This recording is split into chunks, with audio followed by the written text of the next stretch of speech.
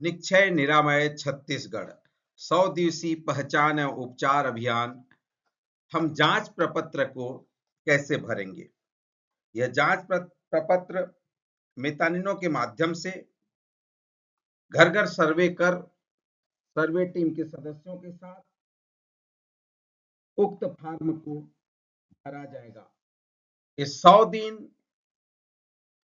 के इस अभियान में 7 दिसंबर 2024 से 22 दिसंबर 2024 तक मुख्य रूप से सूची बनाने का कार्य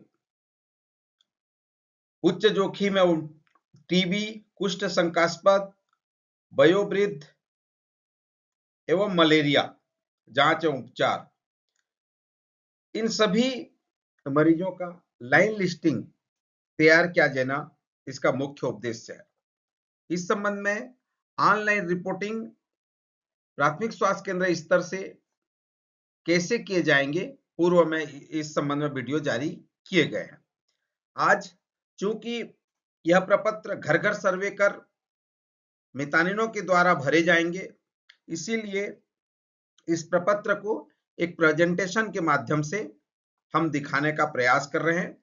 मुझे आशा है सभी मितानिन दीदी तक और सर्वे टीम के सदस्यों तक यह वीडियो आसानी से उन्हें उपलब्ध हो, ताकि वे संबंधित जानकारी आसानी से भर पाएं। सबसे पहले मितानिन एवं सर्वे सदस्य का नाम लिखना है, क्योंकि सर्वे सदस्य में जैसा कि आपको मालूम है कि मितानिन भी होगी, और सर्वे सदस्य में से अगर सर्वे दल की बात करें तो एक स्वास्थ्य कार्यकर्ता पुरुष अथवा स्वास्थ्य कार्यकर्ता महिला अथवा स्वास्थ्य पर्यवेक्षक महिला और पुरुष अथवा स्वास्थ्य साथी अथवा मितानिन प्रशिक्षक अथवा सीएचओ। इसमें से सर्वे दल में प्रथम सदस्य होंगे और द्वितीय सदस्य के रूप में संबंधित ग्राम कारा की मितानिन होगी। संबंधित ग्राम कारा में मितानिन नहीं होने पर अन्य ग्राम कारा की मितानिन द्वारा उक्त कार्य किए जाएंगे। इनके अतिरिक्त टीबी मितान एवं एनजीओ का भी सहयोग द्वितीय सदस्य के रूप में लिया जा सकता है। तो यहाँ पे जो सर्वे सदस्य होंगे मितानिन या सर्वे सदस्य का नाम, मितानिन का मोबाइल नंबर, गांव पारा का नाम, उप स्वास्थ्य केंद्र का नाम, ये सभी इस प्रपत्र में सुस्पष्ट अक्षर में लिखे जाएंगे। इसकी एंट्रियां चूंकि प्राथमिक स्वास्थ्य केंद्र स्तर पर की जाएगी, अतः सभी जानकारियां सुस्पष्ट अक्षरों में लिखी जाए। मुख्य रूप से 33 जिले जहां पे ये मलेरिया का कार्यक्रम अभी नहीं है, वहां पे सेक्शन 1 से सेक्शन 7 तक की पूरी अलग अलग जानकारी मांगी जा रही है। और जहां पे बस्तर संभाग में जहां मलेरिया की जानकारी है, वहां पे सेक्शन 1 से सेक्शन 8 तक जानकारी मांगी गई है। हम यहाँ आज बात करेंगे सेक्शन 1 से सेक्शन 7 तक। तो सबसे पहला जो डेमोग्राफी इंफॉर्मेशन है, उसमें नाम, परिवार के मुखिया का नाम, आयु, मोबाइल नंबर, लिंग, आयुष्मान कार्ड नंबर, यदि गर्भवती हो तो पी लिखे। ये जो जानकारी है, देखिए क्यों परिवार के मुखिया का नाम मांगा जा रहा है और नाम मांगा जा रहा है, इसको ध्यान दीजिए। नाम, क्योंकि जो परिवार के मुखिया का नाम जब लिखेंगे तो उसी परिवार के मुखिया में अन्य सदस्यों को हम ऐड ऑनलाइन कर सकते हैं। तो हर व्यक्ति का अलग अलग फॉर्म जांच प्रपत्र भरेगा। जैसे परिवार में मान लीजिए 5 सदस्य हैं और पांचों का मान लो जांच करना पड़ रहा है, चाहे शंकास्पद मरीज टीबी का हो, एल्डरली हो, तो शंकास्पद मरीज टीबी के जैसे परिवार में 5 सदस्य हैं तो पांचों का यहाँ पे एंट्री करना पड़ेगा, पांचों का आपको लाइन लिस्टिंग भरनी पड़ेगी। लाइन लिस्टिंग भरते समय आपको सभी मितानिन दीदी ध्यान दें, टीबी के लक्षण के आधार पर प्रत्येक हितग्राही की स्क्रीनिंग कर केवल संदेहास्पद व्यक्ति की जानकारी प्रपत्र में भरेगी। परिवार में समस्त उच्च जोखिम समूह वाले व्यक्ति जैसे मधुमेह से ग्रसित हैं, कुपोषित हैं, 60 या 60 साल से अधिक आयु के वयोवृद्ध हैं, टीबी के पुराने मरीज पिछले 5 साल के हैं, शराब या तंबाकू का सेवन करने वाले व्यक्ति की लाइन लिस्टिंग की जाएगी। यदि किसी घर में HIV संक्रमित या एड्स संक्रमित व्यक्ति मिले तो जांच प्रपत्र में स्टार का चिन्ह लगाना है ताकि उसकी गोपनीयता भंग न हो। यदि किसी घर में टीबी के मरीज जो दवा ले रहे हैं तो उनके परिवार के सदस्यों की जानकारी प्रपत्र में भरी जाएगी। परिवार के सभी सदस्य का स्क्रीनिंग 2 वर्ष से अधिक आयु वर्ग के कुष्ठ के लक्षण पाए जाने पर संदेहास्पद व्यक्ति की जानकारी प्रपत्र में भरेगी तथा प्राथमिक स्वास्थ्य केंद्र में पुष्टि हेतु रेफरल की जाएगी। 60 या 60 से अधिक आयु वर्ग के समस्त व्यक्तियों की सूची बनाना होगा तथा गैर संचारी रोग, चलने फिरने की क्षमता, सहायक उपकरणों की जानकारी भी सूचीबद्ध किया जाएगा। मेतानिन द्वारा उक्त ग्राम में सर्वे के दौरान खोजे गए संभावित टीबी व्यक्तियों की अच्छी गुणवत्ता वाले स्मार्ट हेतु फाल्कन ट्यूब में संग्रह कर 3 रेफरेंस स्लिप उप स्वास्थ्य केंद्र में जमा की जाएगी। ये सभी जानकारियां जो है पूर्व के वीडियो में हमने आपको बताया है। तो अभी हमको ये ध्यान रखना है कि जो सदस्य का हम जानकारी भर रहे हैं अलग अलग, जैसे किसी परिवार में एक संदेहास्पद केस पाया गया, उसके परिवार में 5 सदस्य हैं तो पांचों का हमको ये प्रपत्र भरना होगा ताकि उस परिवार के मुखिया के साथ उस परिवार के सदस्यों को जब जोड़ेंगे तो ऑनलाइन उसको हम एक ही परिवार में उनको जोड़ पाएंगे। ध्यान रखने वाली बात है कि परिवार के मुखिया का नाम के साथ में उनके परिवार के सदस्यों को ऑनलाइन ऐड करने की सुविधा दी गई है। यहाँ पे 2 बातें आपको बताना चाहूंगा।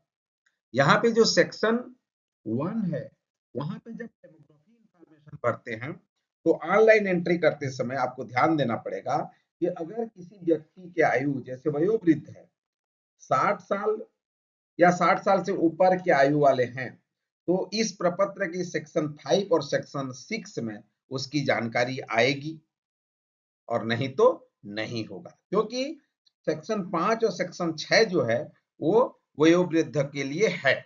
तो ऑनलाइन एंट्री करते समय आयु 60 या 60 से अधिक है तो तभी वो पोर्टल में आपको दिखेगा, अन्यथा सेक्शन 5 और सेक्शन 6 आपको दिखाई नहीं देगा।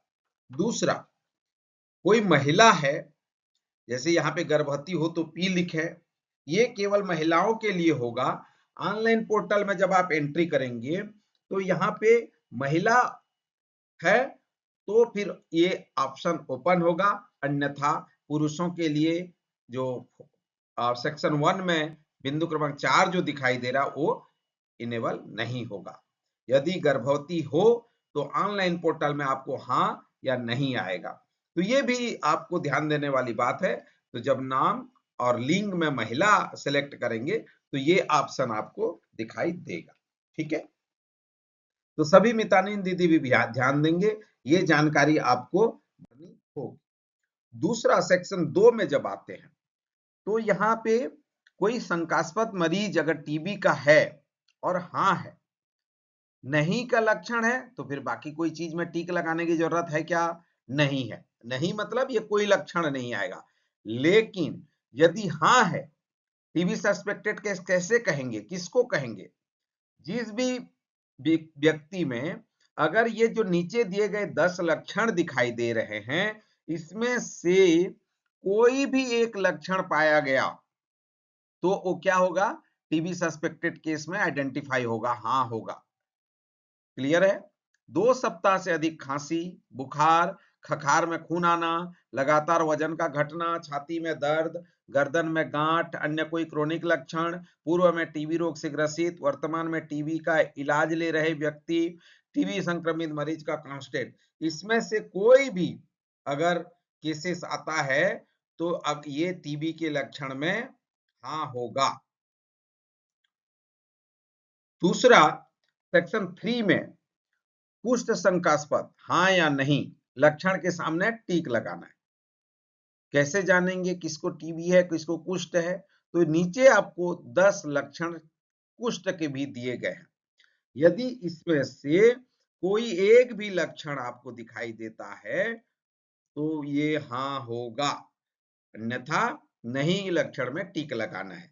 चमड़ी पर कोई दाग चकते हैं जिसमें सुन्नपन है, कोई घाव है जो भर नहीं रहा हो, खासकर पैर के तलवे या हाथ पर घाव हो, चमड़ी पर तेलिया तामिया चमक है, चमड़ी पर खासकर चेहरे पर, भौं के ऊपर, ठुंडी पर या कानों में गठाने सूजन या मोटापन है, तंत्रिकाओं में मोटापन या सूजन है, दबाने में दर्द होता है, हाथ पैरों में झुनझुनी सुन्नपन है, उंगलियां टेढ़ी हो गई है, छोटी हो गई है, पंजे कलाई झूल गई है या पैर घसीट कर चलते हैं, आंख की पलक का बंद नहीं होना, कुष्ठ रोग के अन्य कोई लक्षण है तो ये हाँ होगा, अन्यथा ये नहीं के उसमें टिक लगाना होगा। इस प्रकार से आप जो है सेक्शन 3 को फील करेंगे। उसके बाद आ जाता है सेक्शन 4। सेक्शन 4 में अन्य कोई बीमारी अगर है, जैसे मधुमेह है, उच्च रक्तचाप है, मोतियाबिंद है, बहरापन है, डायलिसिस है, कैंसर है, कुपोषण है, कोई अन्य और बीमारी है, तो ये जानकारी अगर है तो इसमें भी आपको हाँ टिक लगाना है, क्योंकि ये हाई रिस्क केसेस के रूप में आइडेंटिफाई होंगे। अब मैं जैसे ही पहले ही बताया कि सेक्शन 5 और सेक्शन 6 ये वयोवृद्ध के लिए है, जिनमें कि सहायक यंत्र की आवश्यकता 60 वर्ष से अधिक के लिए सहायक यंत्र के सामने आपको टिक लगाना है। जैसे उसको आवश्यकता है, हाँ, तो फिर क्या चीज चाहिए? सुनने की यंत्र की आवश्यकता है, चश्मा की आवश्यकता है, छड़ी की आवश्यकता है, अन्य उपकरण की आवश्यकता है। इसमें आप एक साथ कई, जैसे मैंने टीबी, लेप्रोसी, अन्य बीमारी में भी बताया, मल्टी सिलेक्शन है। जैसे आप भैया इसको सुनने का यंत्र भी चाहिए और चश्मा भी चाहिए, तो आप सभी में दोनों में भी टिक लगा सकते हैं। तो ये ध्यान देने वाली बात है सभी मितानिन दीदियों को। जब आप फॉर्म फिलअप करेंगे तो टीबी के शंकास्पद मरीज में आप उसको 2 सप्ताह से अधिक खांसी भी हो सकता है, बुखार भी हो सकता है ना, और जैसे कुष्ठ के है तो उसको भी एक से अधिक लक्षण हो सकते हैं। तो इस प्रकार से आपको अलग अलग मान लीजिए, उसमें आप ध्यान देने वाली बात है कि उसको एक से अधिक लक्षणों पे भी आप टिक लगा करके देंगे। जैसे ऐसा नहीं कि केवल एक ही में टिक लगाना है, उसको अलग अलग कई लक्षण है तो कई लक्षण में आपको टिक लगा करके फॉर्म को फिलअप करना है। उसी प्रकार सेक्शन 6 है। सेक्शन 6 में चलने फिरने की अवस्था 60 वर्ष से अधिक के लिए, चलने फिरने में सक्षम है, बिस्तर पर ही सीमित हैं, घर पर सीमित हैं, ये उसकी अवस्था के बारे में जानकारी है। इसको आपको उस अवस्था को टिक लगा करके आपको यहाँ पे देना है। तो इन इन इन में आपको टिक लगाने की जरूरत, जितने भी चीज मैंने कहा है हाँ और नहीं में, हाँ है तो नीचे की ऑप्शन में आपको टिक लगा करके सबमिट करना है। उसके बाद आ जाता है सेक्शन 7। सेक्शन 7 में व्यसन की जानकारी के बारे में पूछा गया है कि वो तंबाकू का सेवन करते हैं, शराब का सेवन करते हैं, धूम्रपान का सेवन करते हैं। ये हाँ है तो उसकी जानकारी आपको टिक लगानी है, नहीं है तो नहीं में टिक लगाना है। जैसे ही आप ऑनलाइन एंट्री पे जाएंगे तो जितने जैसे हैं उनको ये देखना होगा। जब आप किसी सेक्शन में जाकर के नहीं करते हैं तो ये जो ऑप्शन आपको दिखता है वो दिखाई नहीं देगा, वो क्योंकि ये ऑप्शन तभी आएगा जब वो हाँ है।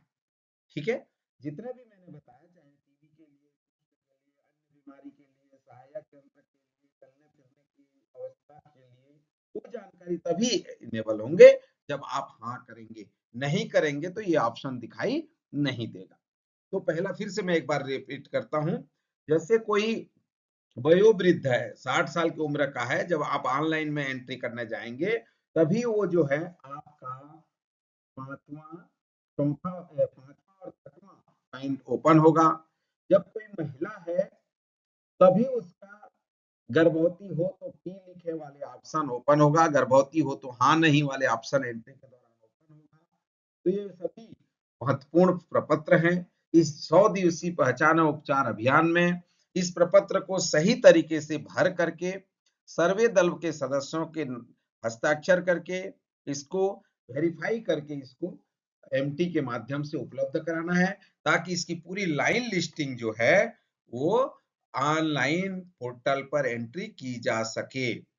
तो मैं सभी से आग्रह करूंगा कि इस जांच प्रपत्र को अच्छे से भर करके अपने एमटी के माध्यम से प्राथमिक स्वास्थ्य केंद्र स्तर पर जेएसए के पास उपलब्ध कराएं, ताकि उसकी सुचारू रूप से एंट्री हो सके, उस लाइन लिस्टिंग के फर्दर आगे की कार्रवाई की जा सके। आप सभी का बहुत बहुत धन्यवाद।